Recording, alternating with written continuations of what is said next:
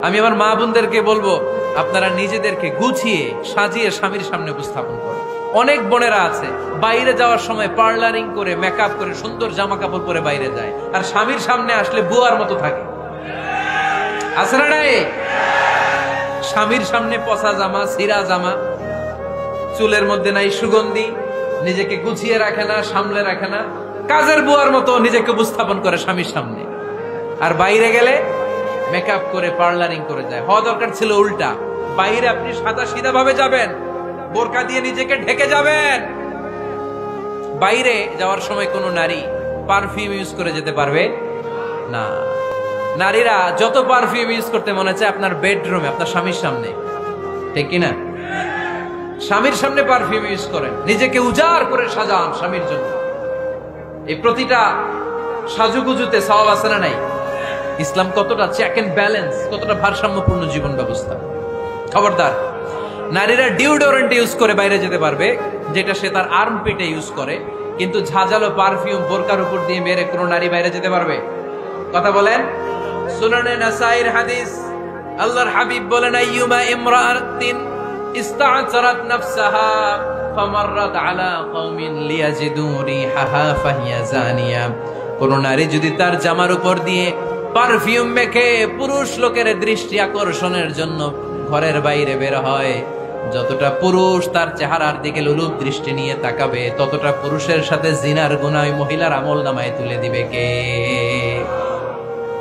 Perfume মেখে যদি কোনো নারী বের হয় এই উদ্দেশ্যে যে ছেলেরা আমাদের প্রতি আকৃষ্ট হবে, যতটা ছেলে তার দিকে তাকাবে, প্রত্যেকটা ছেলের সাথে জিনার গুনাহ আল্লাহ তাআলা এমনি তার আমলনামায় তুলে দিবে। নাউজুবিল্লাহ পড়েন। এজন্য খবরদার, নিজেকে সাজিয়ে গুজিয়ে স্বামীর সামনে উপস্থাপন করো, সাজিয়ে গুজিয়ে।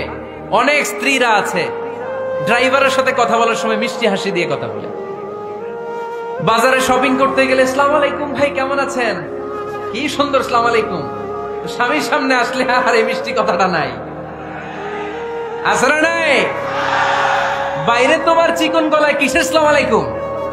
হ্যাঁ না, বাইরে আপনি আসসালামু আলাইকুম দিতে যাবেন না, ঝটপট করে কর্কশ ভাষায় কথা বলে শেষ।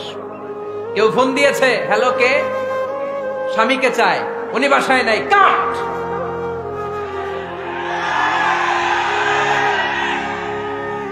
কারে চান? আপনার হাজবেন্ডের, নাই, কাট, শেষ করে দিবেন। মিষ্টি মিষ্টি আসসালামু আলাইকুম আসসালামু আলাইকুম বলা যাবে নাকি? খবরদার, খবরদার।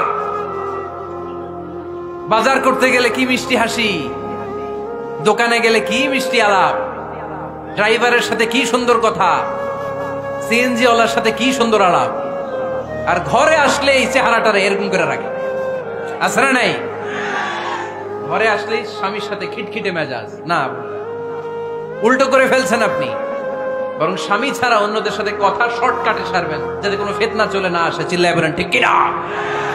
আর নিজেকে স্বামীর জন্য উজাড় করে সাজান, পার্লারিং করেন, বিউটিফিকেশন করেন, মেকআপ করেন, বেডরুমে পারফিউম মাখেন, নিজেকে উজাড় করে স্বামীর জন্য সাজান।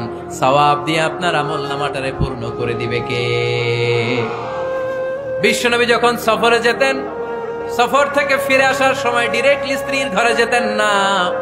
বিশ্বনবী একজনকে ঘরে পাঠিয়ে দিতেন, মদিনার উপকণ্ঠে কিছু সময় অপেক্ষা করতেন, আর বলতেন আজকে আমি আয়েশার ঘরে যাব। আয়েশারে যে বলো আমি এসেছি, কয়েক ঘন্টা পরে আয়েশার ঘরে আমি ঢুকবো। সুবহানাল্লাহ পড়েন। স্ত্রীকে সময় দিতেন, কারণ স্ত্রী হয়তো কাজ করে, ঘর গুছায়, ঘেমে থাকতে পারে, তাকে নিজেকে গুছানোর জন্য সময়ের দরকার আছে না নাই? লম্বা সফর শেষ করে, সহিহ বুখারীর হাদিস, বিশ্বনবী যখন সফর শেষ করে মদিনায় ফিরতেন, ডিরেক্টলি স্ত্রীর কাছে যেতেন না, মদিনার উপকণ্ঠে ওয়েট করতেন এবং বার্তাবাহককে পাঠাতেন, যে বলো যে আজকে আমি সফিয়ার ঘরে থাকবো।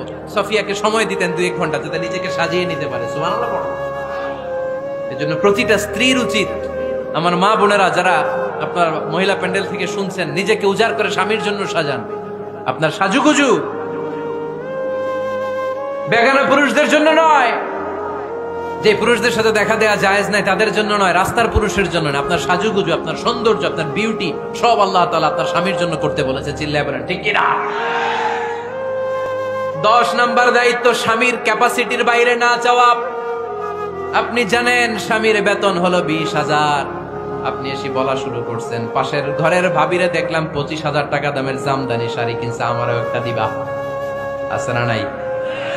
আবদারটা হইল, আবদারটা হইছে। আপনি তো জানেন আপনার স্বামীর ক্যাপাসিটি কতটুকু। আমার বোনেরা, আমার মায়েরা, খবরদার, আপনার স্বামীর ভেতরে আপনার জান্নাত, আপনার স্বামীর ভেতরে আপনার জাহান্নাম। আপনার স্বামীর মনকে খুশি রাখতে পারলে জান্নাতের দরজাগুলো আপনার জন্য খুলে দিবে কে? ক্যাপাসিটির বাইরে কিছু চাবেন না। এই 10টা স্ত্রীদের দায়িত্ব। এই 10টা পয়েন্ট যদি কোনো স্ত্রী স্বামীর জন্য এইভাবে স্যাক্রিফাইস করে করে এইভাবে আঞ্জাম দিতে পারে, এই স্ত্রীদের জন্য জান্নাতের দরজাকে খোলা রেখেছে কে? আওয়াজ করে বলতে হবে, খোলা রেখে দিয়েছেন কে?